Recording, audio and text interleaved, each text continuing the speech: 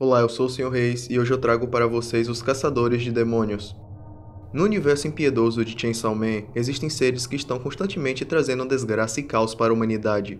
Esses seres são os demônios, criaturas criadas e nutridas a partir do próprio medo. Devido à sua natureza extremamente agressiva e às suas habilidades bizarras, é necessário que existam pessoas preparadas para lidar com eles. Essas pessoas são os Caçadores de Demônios. Esses caçadores podem agir de forma individual ou podem criar grandes organizações com os objetivos voltados para a proteção da humanidade e a eliminação dos demônios. É claro que os seres humanos não possuem habilidades naturais para lidar com esses seres.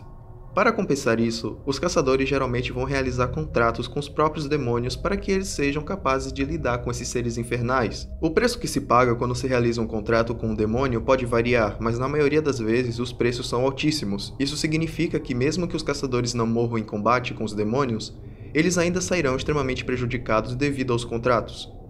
Nesse trabalho, quanto mais você sobrevive pelos anos, mais de tudo que você tem vai sendo reduzido devido aos contratos com os demônios. Esse não é um trabalho que envolve grandes recompensas ou um final feliz. Primeiro vamos falar dos Caçadores de Demônios da Segurança Pública. Os Caçadores de Demônios da Segurança Pública são uma organização de caçadores de demônios sancionados pelo governo, no Japão, que funcionam de uma forma semelhante ao Corpo de Bombeiros ou à Força Policial. Eles são enviados para despachar demônios no caso de uma ameaça ao público. Embora o nível de ameaça dos demônios que eles perseguem possa variar, eles geralmente são enviados atrás de grandes ameaças, ao contrário do setor privado. Existem várias divisões e, obviamente, existem vários agentes em cada divisão. Eu não irei falar detalhadamente sobre todos eles, já que alguns tiveram pouquíssima participação na história. Muitos deles morreram sem conseguir fazer nada, já que em Chainsaw Man, morrer é tão comum quanto respirar. Vamos começar com a segunda divisão de Tóquio.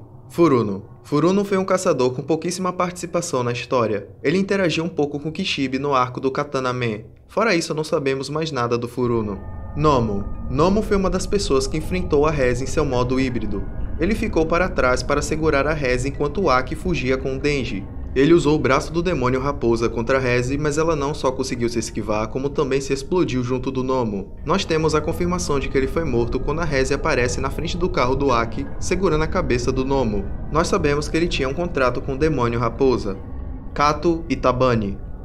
Kato e Tabani foram os primeiros a enfrentar a Rez quando ela estava atacando o centro de treinamento da segunda divisão. Ambos tinham um contrato com o demônio Mofo, no qual eles usam contra a Rez, mordendo as próprias mãos em troca de fazer com que o mofo cresça dentro do alvo. Infelizmente, um ataque assim não é muito eficaz contra um híbrido. Ambos morreram quando o corpo sem cabeça da Rez correu na direção deles e explodiu. Masaki Ando. Masaki foi um dos personagens que tiveram a infelicidade de morrer sem fazer muita coisa. Ele foi morto em uma das explosões da Rez, após ele pedir permissão para atirar nela. Isso é tudo o que sabemos sobre o Masaki. Vice-capitão. Esse caçador sem nome apareceu no centro de treinamento para auxiliar os outros caçadores durante o combate contra a Rez. Após ele ter usado a cabeça do demônio raposa para atacar a Rez, ela consegue sair sem nenhum ferimento. Depois disso, a Rez aparece carregando a cabeça dele junto com a do Nomu na frente do carro do Aki. Nakamura. Nakamura é um dos guarda-costas contratados pela Makima para proteger o Denji dos assassinos de outros países. Ele protegeu o grupo do Denji usando o braço do demônio raposa quando eles estavam sendo atacados pelas bonecas do Papai Noel. Infelizmente, após ele ter pedido apoio do QG, ele é decapitado pela Quan Chi. Agora vamos para a quarta divisão especial, Kishibe. Kishibe fazia parte da primeira divisão especial, mas depois do ataque a várias divisões especiais, ele acaba se tornando capitão da quarta divisão especial. Makima reconhece a força do Kishibe, ao ponto dela dizer que ele é o membro mais forte da quarta divisão especial, e ele próprio já disse que ele é o caçador de demônios mais forte. Porém, nós não sabemos se isso é verdade ou se o efeito da pinga fez com que ele dissesse isso. De acordo com uma das possessas da Quan Chi, Kishibe tem 3 contratos com 3 demônios perigosos. Esses seriam presa, faca e agulha. Porém, nós nunca vimos ele usar nenhum desses demônios. Na verdade, nós nunca vimos ele lutar com tudo. Tivemos algumas pequenas lutas aqui e ali, mas nada que mostre o poder total do Kishibe. Ele foi um dos sortudos que conseguiu sobreviver à primeira parte do mangá. Então no futuro é possível que a gente veja do que ele é capaz. Aki Hayakawa. Aki foi o caçador responsável por cuidar do Denji e da Power. Ele foi uma das pessoas afetadas pelo demônio Pistola, que havia matado toda sua família. Devido a esse trágico incidente, Aki era obcecado em se vingar do demônio Pistola. Ele era alguém educado e disciplinado, quando não estava sendo perturbado pela Power e pelo Denji, e ele também era muito dedicado ao seu trabalho. Ele não só tinha muita dedicação, como também tinha muita habilidade, tendo contratos com o Demônio Futuro, com o Demônio Maldição e com o Demônio Raposa. Graças ao contrato que ele tinha com o Demônio Futuro, ele era capaz de ver o que ia acontecer em alguns segundos. O seu contrato com o Demônio Maldição fazia com que o alvo fosse levantado no ar e morto ou incapacitado após ele ter sido atingido 3 vezes com a espada que o Aki tem nas costas. Porém, esse poder diminui a vida do seu usuário. E também, o Aki era um dos poucos que conseguia invocar a cabeça do Demônio Raposa. Infelizmente, o Aki foi morto pelo Demônio Pistola e depois teve o seu corpo possuído pelo mesmo, se tornando o Possesso Pistola. Power. Power é a possessa Sangue.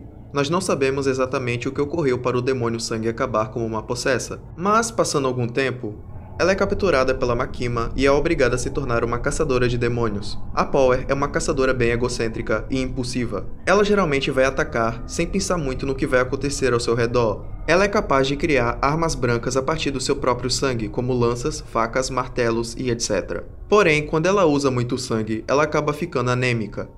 Infelizmente, a Power foi assassinada pela Makima no final do mangá. Denji. Denji é o nosso protagonista em Chainsaw Man. Depois de ser morto pela Yakuza, o Pochita acaba fazendo um contrato com o Denji, o tornando no híbrido da motosserra, e é claro, revivendo ele. Depois de reviver como um híbrido e lutar contra a Yakuza e o demônio zumbi, ele é achado pela Makima, que dá a ele 2 escolhas, morrer como um demônio ou viver como um mascote dela.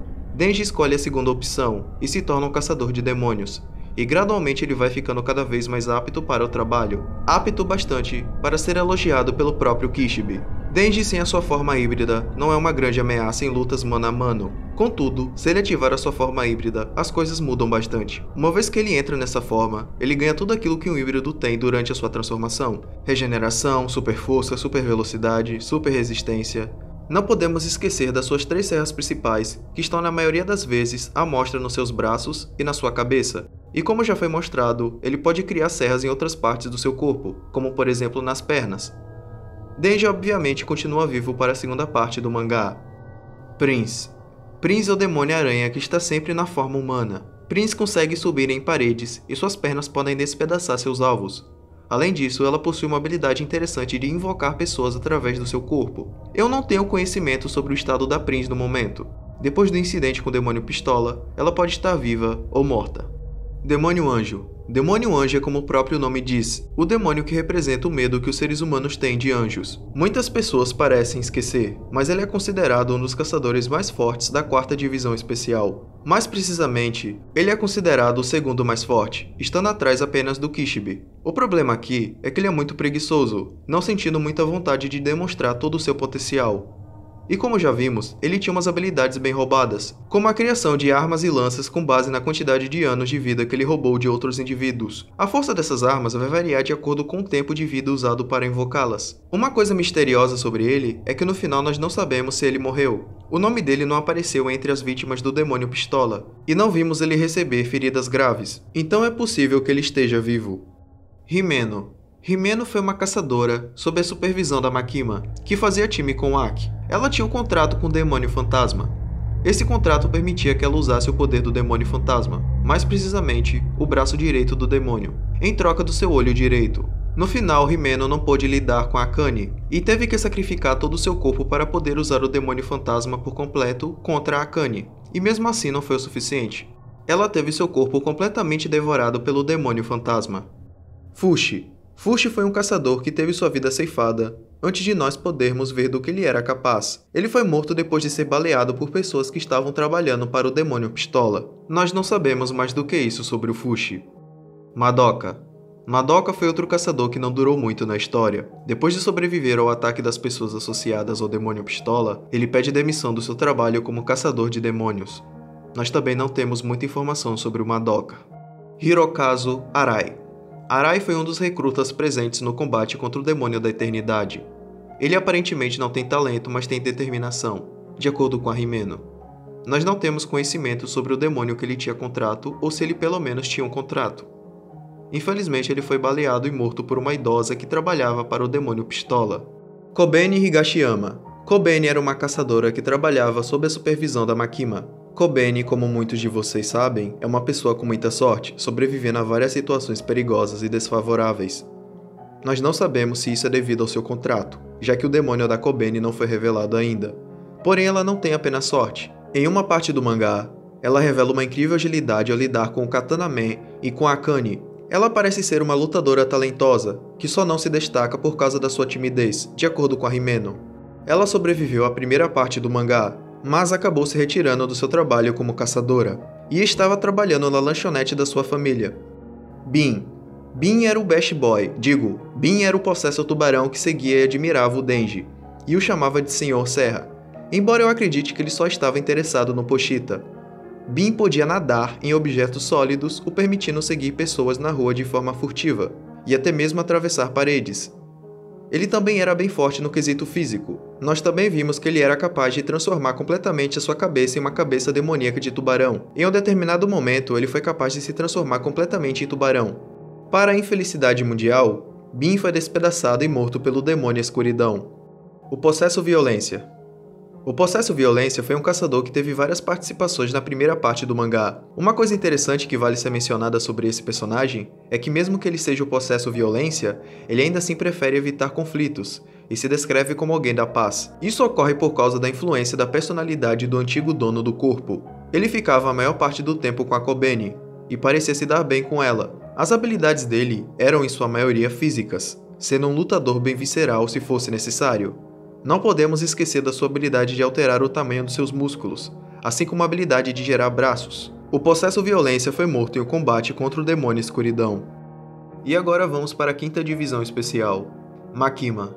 Makima era um dos seres mais importantes dentro da segurança pública, sendo bastante conhecida por vários caçadores como alguém muito forte. Aparentemente o governo japonês sabia da real identidade da Makima, mas eles preferiram ignorar. Isso porque, acredito eu, o governo japonês tinha planos de usar o demônio do controle como uma espécie de arma militar. Outras pessoas dentro da segurança pública sabiam da sua identidade, como Kishibe, que tinha parceria com o esquadrão anti-Makima. Makima era muito forte bastante para fazer a Quanchi se render em segundos, só dela aparecer no campo de batalha. Ela também possui uma variedade absurda de habilidades que eram garantidas a ela pelos outros seres que ela controlava. Esse controle sobre outro indivíduo acontecia depois que a Makima considerava esse mesmo indivíduo como inferior a ela, e a partir disso ela poderia usar as habilidades do alvo controlado. Algumas dessas habilidades são uma excelente visão, a capacidade de ouvir através de pequenas formas de vida, a capacidade de infligir danos através do seu dedo indicador e etc. Outra coisa que deixava ela ainda mais perigosa era o seu contrato com o primeiro-ministro do Japão, que permitia que qualquer dano causado a ela fosse redirecionado como uma doença ou um acidente na população japonesa. Mesmo com tanta força, ela conheceu o seu fim quando Denji a derrotou e a devorou, dando um fim à entidade conhecida como Makima e permitindo que uma nova entidade chamada Nayuta nascesse como o novo demônio do controle. Katana Man. O Katana Man era o híbrido Katana, que queria se vingar do Denji por ter matado seu avô. Para quem não se lembra, esse avô era aquele homem da Yakuza que cobrava dinheiro do Denji. Enfim, o Homem Katana é alguém com ótimas habilidades de luta, habilidades essas que eram superiores às do Denji até certo ponto no mangá. Ele também possui a imortalidade, a regeneração por sangue e as suas katanas que saíam da sua cabeça e dos seus dois braços. O Katana Man tinha um golpe bem veloz e mortal que causou muita dificuldade para o Denji. Ele foi controlado pela Makima no final do mangá, se juntando à quinta divisão especial. Mas após o Denji vencer a Makima, o Katana Man deve estar livre pelo Japão em algum lugar, já que os híbridos não morrem. Reze. Reze era a híbrida bomba enviada pela União Soviética para pegar o Pochita. Ela era capaz de manipular e enganar as pessoas devido ao seu treinamento na União Soviética. A Reze usou essas habilidades para enganar o Denji e fazer ele pensar que ela sentia algo por ele. Porém, algo interessante de se mencionar é que durante o período que a Reze passou com o Denji, ela acabou desenvolvendo sentimentos verdadeiros por ele. Enfim, Reze não é capaz apenas de manipulação, ela também é capaz de se manter numa luta contra vários caçadores ao mesmo tempo.